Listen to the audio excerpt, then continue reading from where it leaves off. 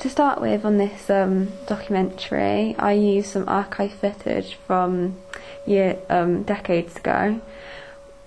One piece of archive footage was a woman walking into a Max Factor shop and choosing makeup.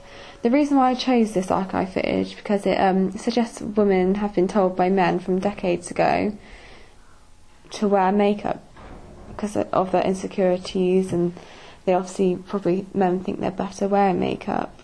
Also, this archive footage shows how to apply makeup and how women would apply makeup before going out. So women would preferably not go out if they were wearing makeup. I also think that it shows women's insecurities because they can't go out without wearing makeup.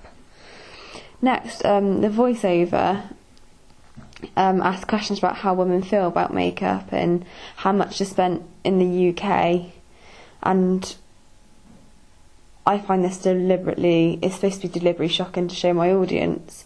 The voice of God is used to show the importance of this. So then this is combined with the makeup shots from the high street retailers, and I think I chose this sort of shot to show the variety of makeup which is available to us. So in the last section of my opening title sequence, it shows a model who's applying makeup, which is a part of her everyday beauty regime. The music in the background is questioning, so it has a negative connotation, as the music is quite low and depressing, so it makes you think about why people do wear makeup and is meant to make you feel bad. After the music in the background, it fades to white. I chose to fade to white because it shows a change, and also there's a change to music, so it makes it more light-hearted and less serious than the questions were before. Then you see Chloe. Chloe appears on the screen. I deliberately put the giggling and her playing with her hair in because this could represent insecurity about her wearing makeup, basically. And you also hear the interviewer's voice, but the interviewer is not seen, and this is my deliberate decision because this fits well with the passive interviewer technique.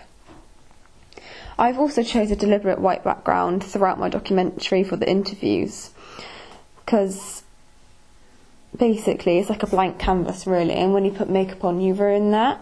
So I reckon the colour white represents purity and innocence, so that's why I chose that. Also next, the cutaways. They're cutaways of makeup that out of a basically daily makeup bag that most people have. I chose these products for these cutaways because it links back to the narrative at the beginning. I also, for these cutaways, I use a macro lens to pull focus, which is quite stylistic choice to create a style of this documentary. The contrast of the archive footage with the fresh footage here is to illustrate problems from a long time ago, like pressure on women to wear makeup. I reckon it shows this problem of not being able to go out without makeup is still present today, which it was still a problem decades ago. These shots are deliberately match the narrative from the archive footage, because the archive footage from earlier with the women applying makeup is over the top of this shot here. From the two cameras, it looks like I've used two cameras during this bit of my documentary here, but it looks like it's being shot from two cameras, but it's actually being shot from just one. I deliberately used a mirror to reflect the model's expression and to reflect the idea of femininity and why she wears makeup, and actually looking at herself in the mirror while applying it.